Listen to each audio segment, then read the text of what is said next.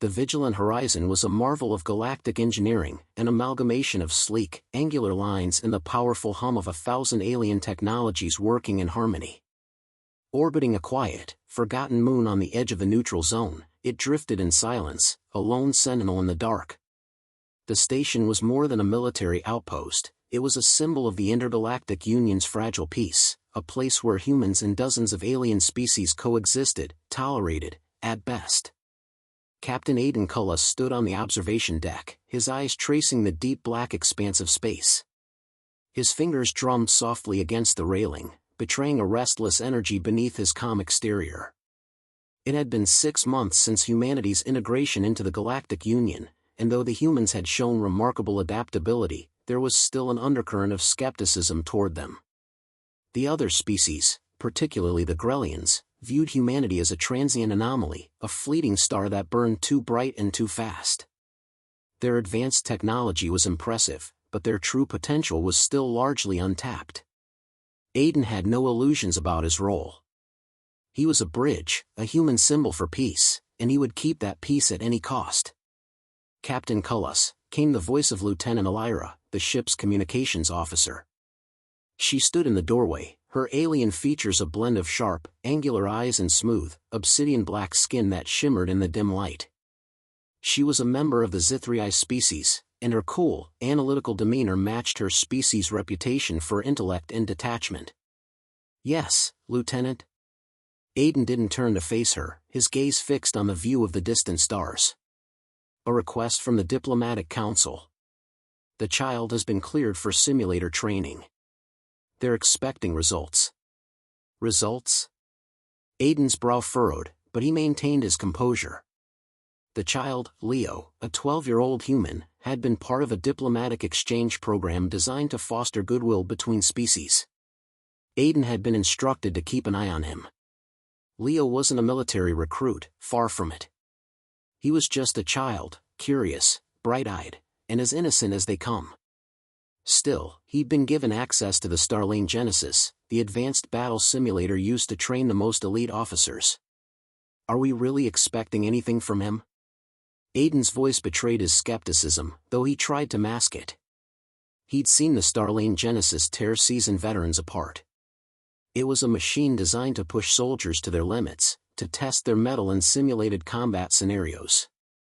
Leo was no soldier, but perhaps the child had something else in him, something that Aidan couldn't yet understand. Elira's lips twitched, an expression that was as close to a smile as her species allowed. "He's human, Captain. Perhaps he'll surprise us." The Starlane Genesis was housed in a massive bay deep within the ship's hull, a room dominated by a gigantic holographic display and rows of consoles manned by both humans and aliens. It was a warship simulator unlike any other, a tool designed to recreate every aspect of space combat, from enemy tactics to environmental hazards. A perfect training ground for those preparing to defend the Union.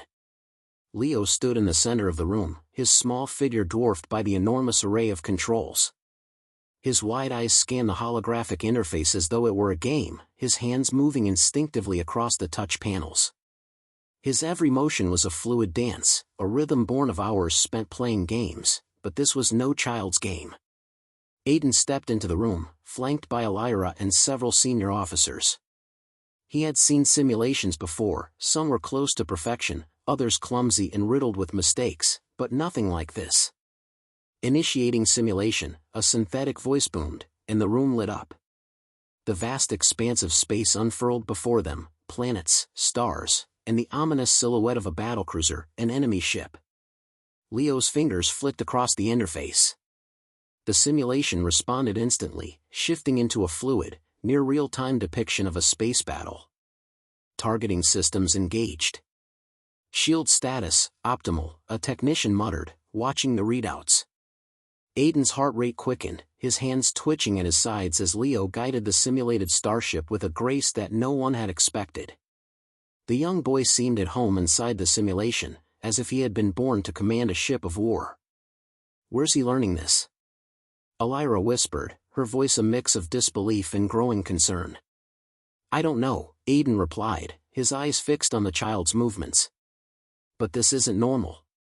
the simulator's been calibrated to respond only to skilled operators, and Aiden's words trailed off as the child's starship made a sudden maneuver, an evasive roll, avoiding incoming fire with a precision that most veteran officers couldn't achieve. How is he doing this? The simulation grew more complex. Enemy ships swarmed in, firing weapons that would normally disable a ship in seconds. But Leo moved with an instinctual knowledge, dodging beams of plasma, firing back with deadly accuracy, and leading his virtual fleet to victory. Aiden could hardly believe his eyes. He had to remind himself that this was just a game, a training exercise. But it felt real. "That's impossible," muttered Commander Velan, a seasoned officer from the Grellian species, her golden eyes wide in shock. No human, no child, could possibly move like that. Elira looked at Aiden, her expression now unreadable. "You've seen his type before, haven't you, Captain? Humans. Always defying expectations." Aiden didn't answer. He couldn't. For several minutes, Leo continued to weave through the virtual battle like a prodigy, his movements sharp and deliberate. He didn't hesitate. He didn't flinch. The enemy ships fell one by one, their advanced technologies no match for the young human's uncanny decision-making and reflexes. Finally, the simulation ended.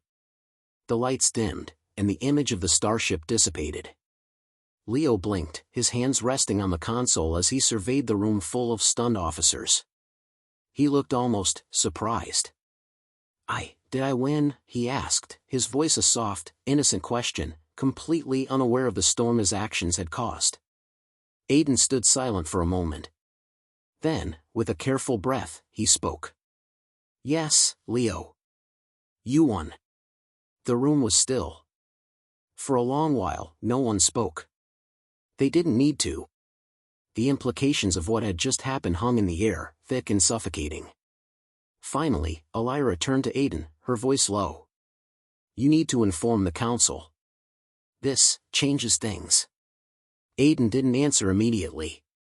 He watched Leo, the child who had just outwitted the most advanced war simulation the galaxy had to offer. "Yes," he said quietly, "it changes everything." As the room cleared, Aiden's thoughts raced. This was more than just an impressive display. Something deep within him stirred, an unsettling realization that humanity was not only adaptable but capable of surprises that none of the galaxy's greatest minds had predicted. The game, it seemed, had just begun. The vigilant horizon had become a place of whispered conversations and covert glances in the days following Leo's performance. Captain Aiden Cullis found himself increasingly distracted by the child's uncanny abilities, his mind replaying the movements, the precision, the way Leo had maneuvered the simulated battle as if it were second nature. It wasn't just luck, it was something more. Something dangerous. But what? Aiden paced in his quarters, staring at the comm screen before him. The Starline Genesis simulation results blinked back at him, confirming what he had already seen with his own eyes. Leo, a child of barely 12 cycles, had outperformed some of the finest officers in the galaxy. The Grellians, the Zythr'kahr, even the cunning HFY, all species known for their military prowess, had been bested by a human child in a training exercise meant for seasoned veterans. He tapped the comm link. "Elira, report to my quarters." Minutes later, Lieutenant Elira entered. The silence between them was thick, almost oppressive. She stepped into the room and sat across from Aiden, her expression unreadable. She had been uncharacteristically quiet since the incident. Aiden didn't blame her. He felt the same way. "Do you think we're overreacting?" he asked her, breaking the silence. Elira leaned back slightly, her dark eyes studying him. "I think we're underreacting." Aiden raised an eyebrow, surprised. "Underreacting?" She nodded. "This isn't just a child playing a game, Captain. This is more than that," Aiden finished for her. "I know. But what do we do with that? A child outmaneuvering the best war simulation we've ever created. Does that even make sense?" Elira's lips tightened into a thin line. "It's not about sense. It's about potential. And I'm not sure you're seeing the danger in it." Aiden exhaled, rubbing his temples. It's just a game, Elira. It's just a game. Then why did you feel the need to send those results to the council? She shot back, her voice rising. Why are we monitoring his progress if it's just a game? Aiden sat back, his chair creaking under his weight. Because it's not just a game anymore. It's something more, and I don't know what it is. But we both know the council won't ignore it.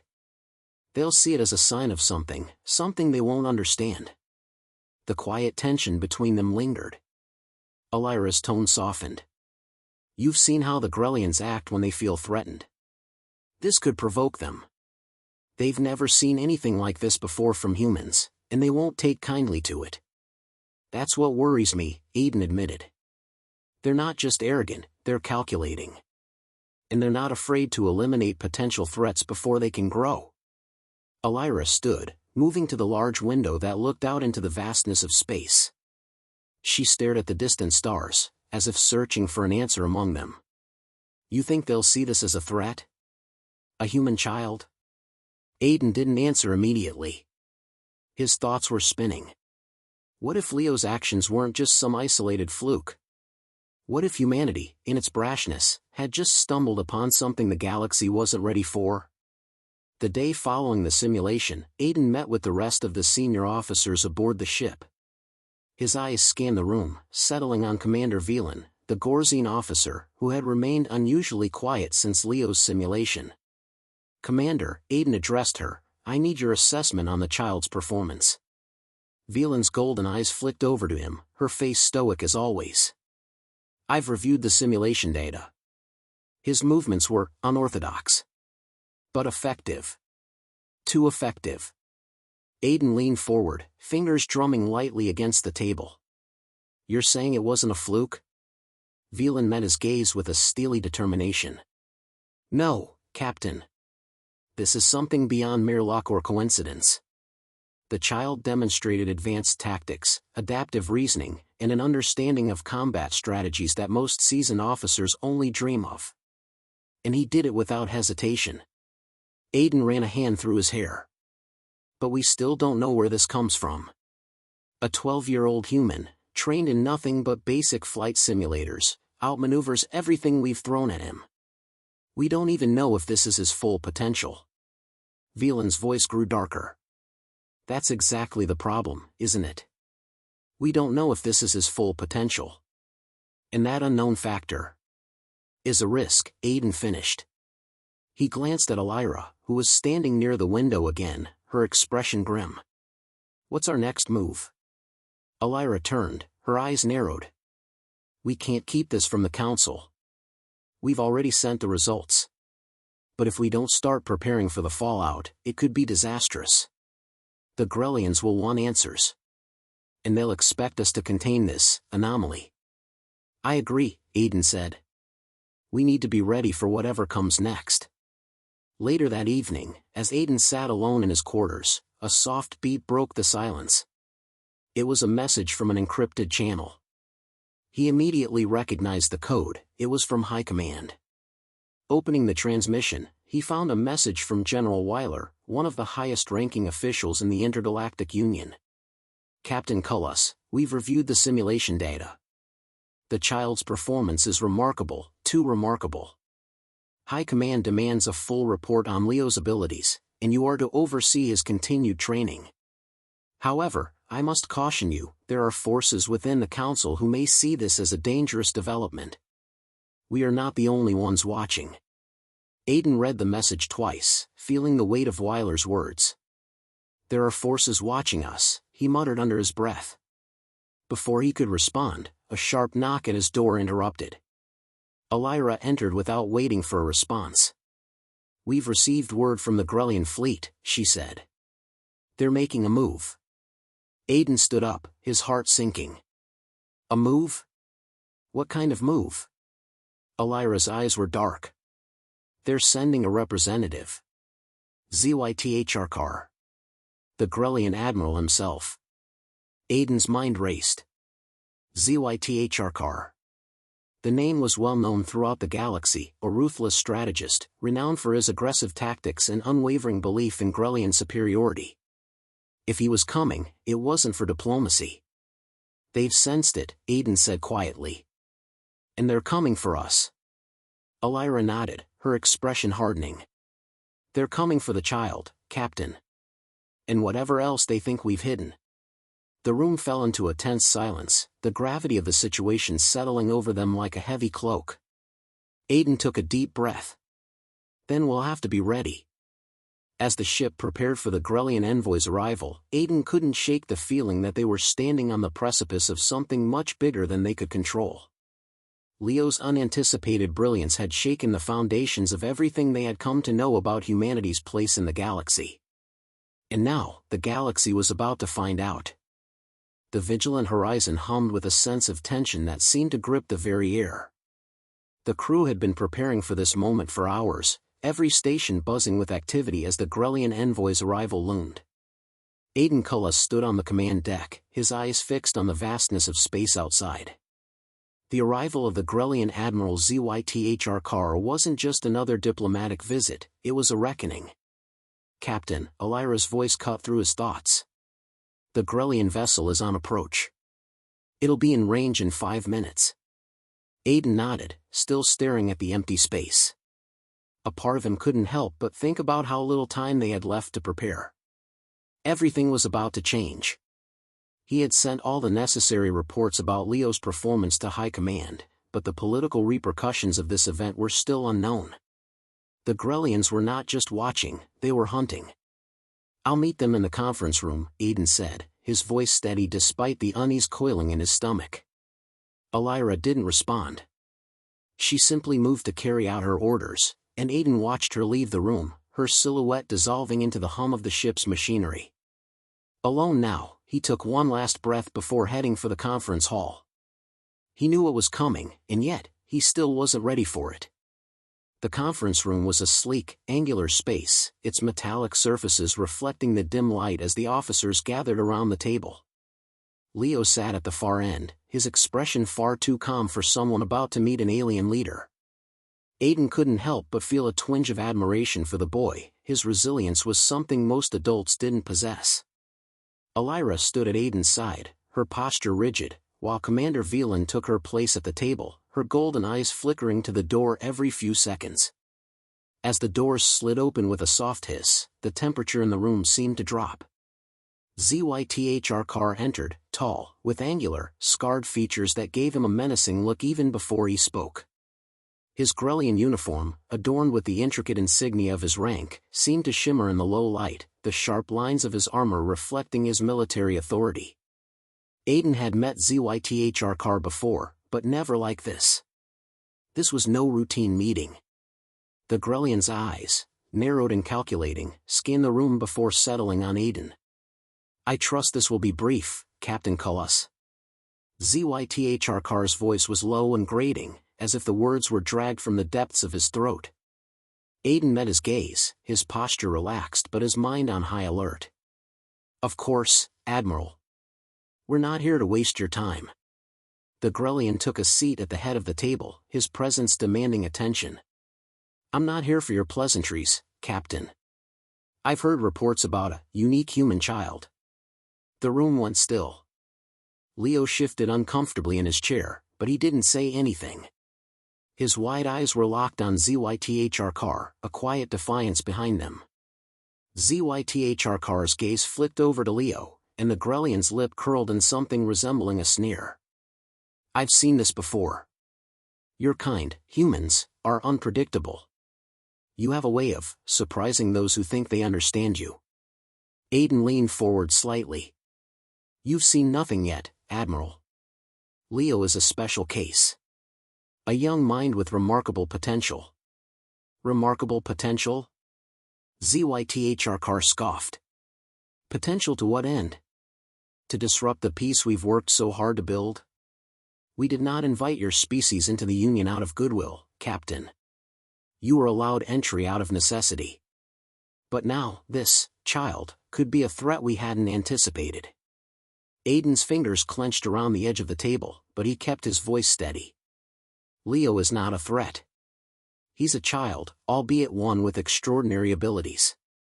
But he's still a child, Admiral. Zythr'kahr leaned forward, his predatory eyes narrowing. I'm not interested in children, Captain. I'm interested in power.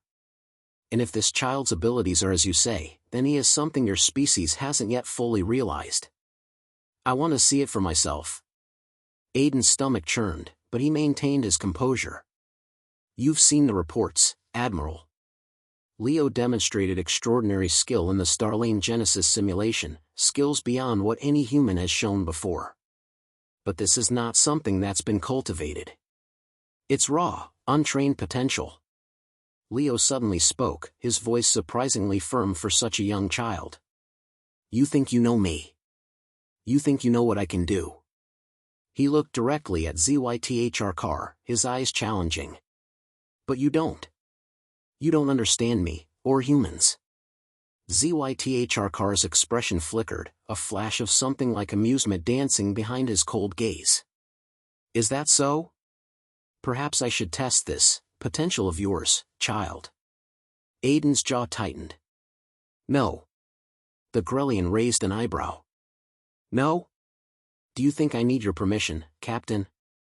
If you believe this child can be a force for peace, then let him prove it. I will give him a test. Something more substantial than your simulations. Admiral, Aiden said, his voice low but firm. This isn't about proving anything. Leo's potential isn't a tool for your games. The Grellian's eyes darkened. Then you should be prepared for the consequences, Captain. I don't play games. I will ensure the galaxy understands whether your species is a potential ally, or an uncontrollable threat. Aiden's eyes flicked to Leo, whose expression remained calm, almost defiant. He could see the gears turning in the child's mind, but there was something else there too, a quiet understanding. Leo had been through things no child should have to endure, yet here he was, standing at the center of a diplomatic storm that could shape the future of humanity. The room was silent for a long moment, and then Aiden spoke, his voice cold. You will not test Leo, Admiral. If you want peace, you will respect our sovereignty. You will not use our children as pawns in your political games. Zythr'kahr's gaze turned sharp, like the tip of a blade. You may think you have control, Captain. But in the end, it is the powerful who decide what peace means. And if you continue to defy us, you will see that power firsthand. Aiden's heart pounded in his chest, but he forced himself to stand tall.